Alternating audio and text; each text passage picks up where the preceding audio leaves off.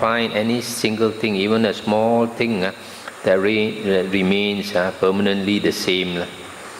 So because there is nothing that remains the same, it arises and passes away, arises and passes away.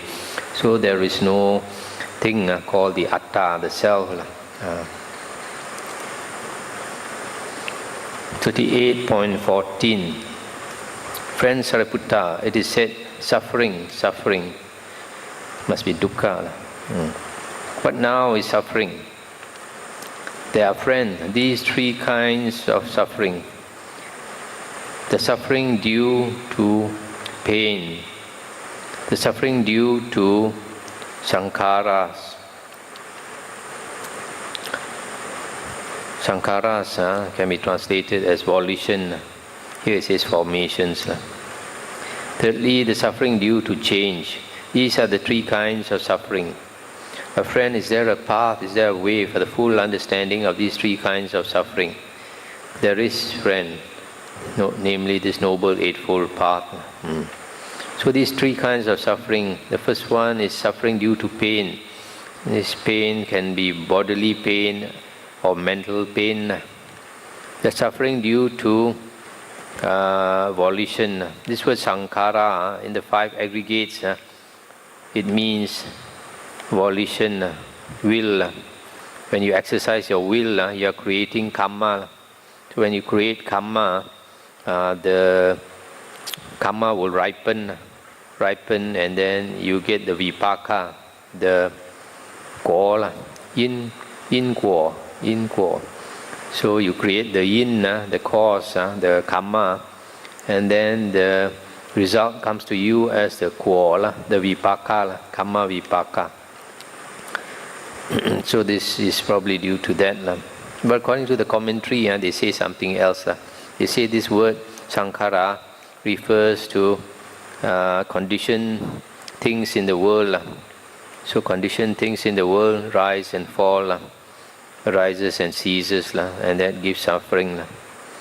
But I think maybe it also probably means the word sankhara generally is understood as volition.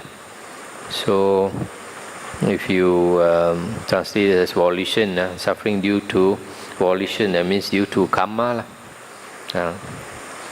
The third, due to change. When we are used to something and it changes, it gives us suffering. For example, you are experiencing happiness or you are experiencing contentment, and then conditions make it change, and so you suffer.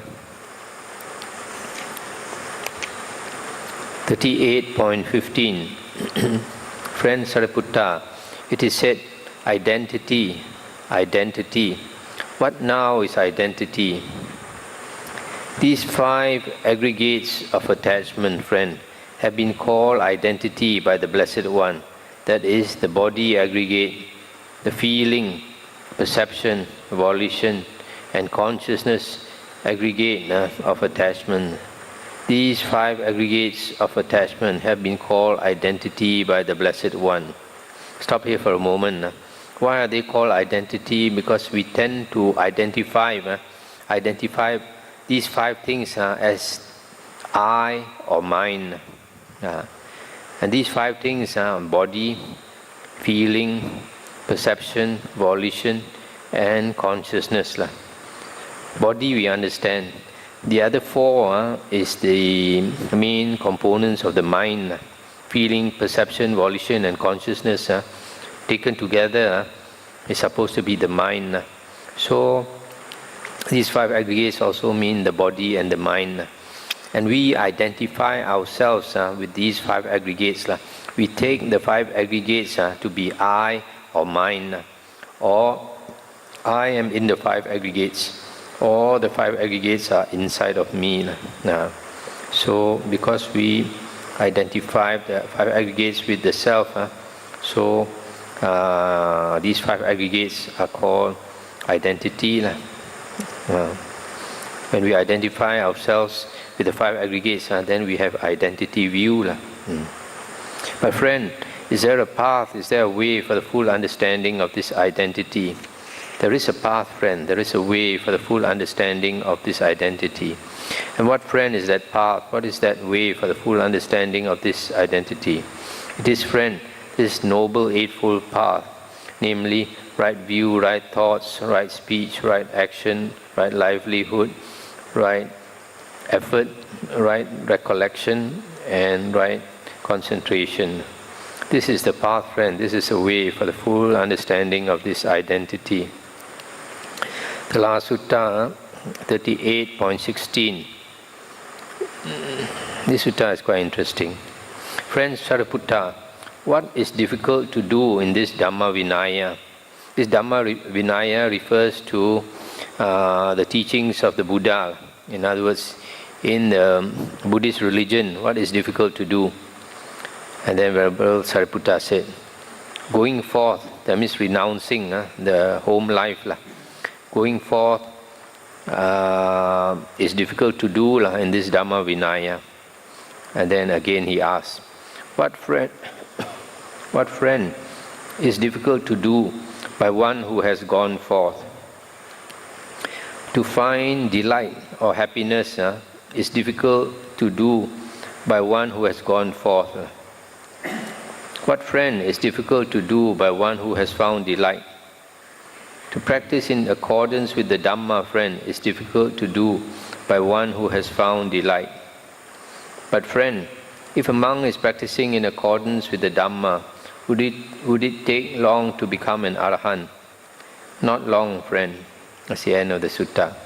So here, this sutta says, this is very interesting. In this Buddhist religion, what is difficult to do is to renounce the home life and go forth as a monk or a nun. And there is a sutta, I think in the Majjhima Nikaya, which gives this simile of the elephant. It's a very beautiful simile. The Buddha says that if you want to get a royal king's elephant, the king's elephant is one of the best elephants. It's been trained to fight in battles.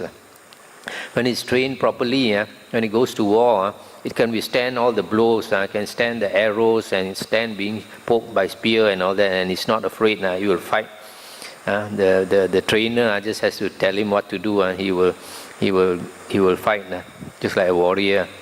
Even if he's trained well enough, he will even give up its life for the trainer.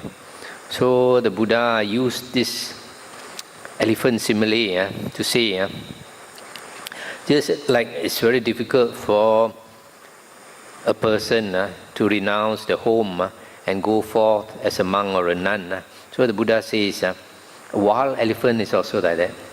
If you want to train an elephant, first you have to bring the elephant out from the forest.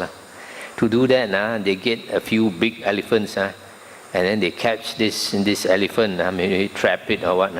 After that, they tie it with strong ropes, and a few big elephants will pull it out of the forest. It will resist. It's used to the forest. It doesn't want to come out of the forest. So it will resist very hard. Then you have to pull it out. Then after that, you bring it back to the town. Then after you bring it back to the town, you tie it. Then whether it will survive or not, that is very crucial. If you don't know how to treat it well, you will refuse to eat. It will die. So you have to know how to speak gently to it, give it the type of food it likes to eat, and all that. So if it starts taking food, then the trainer is very happy. He knows that he will survive. Then after that, the trainer will teach him step by step how to take up the food, put down the food, walk, turn left, turn right, and all that. Gradually train him until he's well trained. He becomes elephant fit for the king. So in the same way, if a person wants to go forth also, it's the same. Very difficult to pull him out from the home life to become a monk or a nun. And after, if he comes out also, when he wears the robe, whether he survives or he does not survive also is quite difficult. Some people they survive 1 year, some people they survive 5 years, some people survive 10 years, some people survive 20 years, some people survive 30 over years also with this robe. Quite a number of monks. So if he survives, and then whether he knows how to train himself properly or not. So here, you see, so this one, the first part, difficult to do is to go forth. Then after going forth, to find happiness in robe is very difficult. To find happiness in robe. Because as a monk, we have so many precepts. When you think you want to eat char kway teow, you don't have char kway teow. Not like a lay person. Anything you want to do, you can do. So the only way to find happiness for a renunciant, a monk or a nun, is to find a different kind of happiness, to go into the mind. When you go into the mind, give up worldly pleasures, we find another type of happiness which is more satisfying and more lasting. In fact, even if you don't get the bliss of jhana and all that, if you practice as a good monk, you keep very good precepts, and then you conduct yourself well, and you teach the Dhamma to people, you give advice to people, and all. Still, you get a lot of satisfaction of leading a useful life. A lot of people live a useless life. Especially a lot of people only care for themselves. A lot of people we only care for ourselves, only want your own happiness, and you don't benefit other people. So that is practically a useless life. But if you lead a good life as a monk or a nun, you benefit a lot of people. Then at the end of life, you feel satisfied with yourself. You have not wasted your life. But if you want a higher happiness, then you go into meditation. Go to meditation, and then you can attain states of tranquility, like the jhanas. Then the mind gives you a lot of happiness. So you have physical suffering, but you have mental happiness. But whereas worldly people is opposite. Worldly people, they have material happiness, but they have mental suffering. That's why last time, more than 10 years ago, when I was in Australia, I found a lot of Australians coming to the Buddhist center in Perth to learn meditation, and many of them were Christians. Then I learned that they come to learn meditation to reduce their mental suffering. Actually, they are not interested in Buddhism at all. They just want to reduce their mental suffering, so they come and learn meditation. Then later, when they are able to make progress in meditation and reduce their mental suffering, then they start to have some confidence. Then they want to investigate the Dhamma. So to find delight for one who has gone forth is difficult. Then after a monk has found delight also, to be able to practice in accordance with the Dhamma also difficult. Because a lot of monks, they don't study the suttas. So they don't study the suttas and they meditate, they get bliss. They get jhana and all that. But they don't practice according to the Dhamma, then they cannot become an arahant. The most they can get is psychic power. So here, strangely enough, to practice in accordance with the Dhamma is difficult to do by one who has found delight.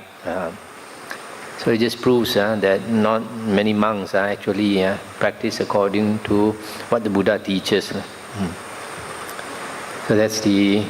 But if he does practice according to the Dhamma, he puts a lot of effort. Then it does not take him long to become an arahant. But then for that, he has to go into live alone for many years. That's the end of that chapter. Now we come to